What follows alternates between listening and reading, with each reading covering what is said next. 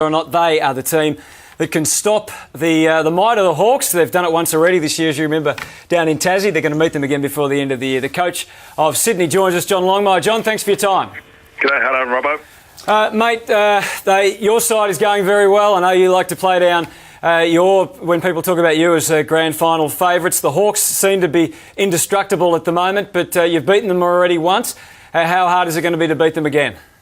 Oh, look, they look very good at the moment. There's no doubt about that. But, we play them in a few weeks, and I guess we'll worry about them then. I mean, we sort of got the Blues this week, and they've won 3 out of 4, so we'll focus on the Hawks in a few weeks' time. Well, that makes my next question a bit redundant because I was going to ask you, John, how teams change their style or they improve areas throughout the season. I'll ask you about your team and where do you think they've really progressed from round 1 to now. And I was going to ask you, from when you played Hawthorn in Tasmania and what you're seeing at the moment, is there a major difference?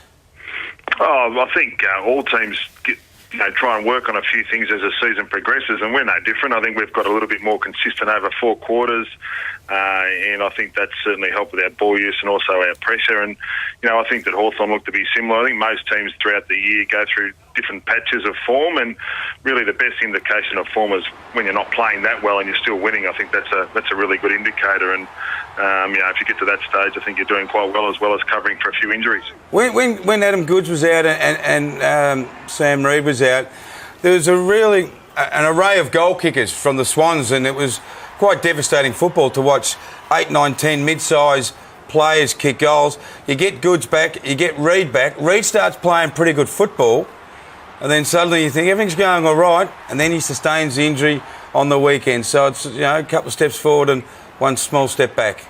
Yeah, and then all teams have injuries, but he's a really important player for us, Reedy, and he's starting to get to a fair bit of really good form over the last few weeks. He started off a little bit slowly, had a couple of little niggles in the start of the season, but he's missing for probably a couple of weeks now, and we've covered for a couple of players, Mumford and Goodes and a few others this year, and we've got to do the same again for the next few weeks, and that's okay. We'll hopefully get Mumford back in this week and get our structure right up forward. So what is the latest on Sam Reid, John?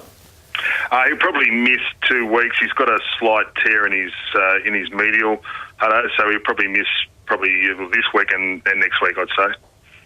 And in terms of replacements, I guess coaches always talk about crisis creating opportunities. Jesse White, he's a man who looks like he could take any game by the scruff of the neck. Probably hasn't taken his opportunities. Is he in line now to get that chance coming into September? Well, we played a good game 2 weeks ago. He was a little bit quiet on the weekend, and that's the challenge, is to try and get that consistency with him. I mean, Shane Mumford, if he's fit this week, will obviously come straight back in the team, and whether we make too many changes outside of that, we'll probably have to wait and see. And that's the challenge now, is to make sure you're in good form, and when you get the opportunity, take it. And those players that are playing reserves footy. Goodsy's corgis, you going to get up, John? Yeah, he should be right. I mean, he'll have a lighter week on the track, and he was feeling pretty good today, so that's a good indicator. We don't play until Sunday. We're expecting to have a light week on the track and train fully on Friday and be ready to go.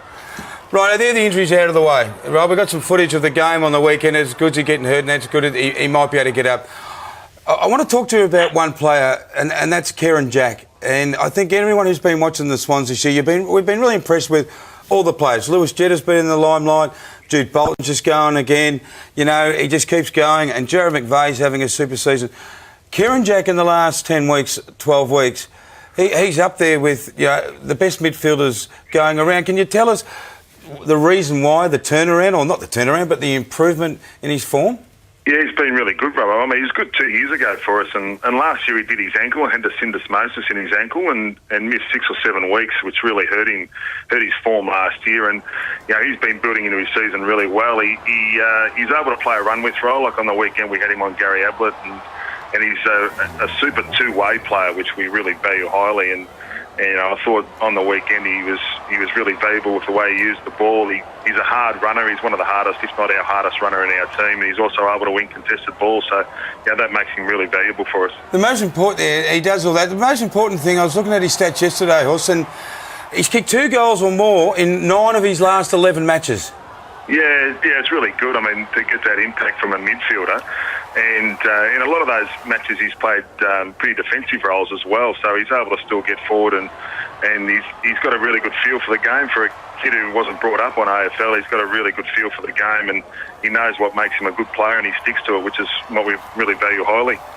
We're about to have a look at your run home now, John, starting with Carlton, as you said, this week, and then Collingwood, then the Bulldogs, Hawthorn, Geelong. I mean, you're going to be ready for finals if you depending on, obviously we don't know exactly where you make it, but having played all those sides in the run home, it's not an easy run into September for you, is it? No, that's right. And I mean, you've got to play the best sides at that time of the year anyway. So, we're certainly coming up against them, and that's okay. I mean, we just get to play some of the best teams that are going around, and we look forward to that, as well as teams that are trying to make the eight. And that's the challenge of AFL footy, is trying to be consistent and keep it going. There's still 5 weeks to go before the final, so there's plenty of water to go under the bridge yet. Is there a buzz in the city, do you think, about how you're travelling? Well, we think that there's been enough attention for us up here, which has been good. We think the supporters are coming along and watching our games and hopefully enjoying that. But we also know that internally we just go about our business every week, and that's probably the good thing when you're out of the probably limelight in comparison to Melbourne, is that you're able to go about it pretty well and just focus on this week's game, and that's what we continue to do. Thanks for your time, John. Good luck for the rest of the season. No worries. Thanks, guys. John Longmire, the Sydney Swans, he's got them playing very, very nicely indeed. All right, Robbo, we'll get the coaches in. Is that all right? Yeah, fine. Beautiful. Let's bring them in. Bomber Thompson and Rodney Eade to join us next.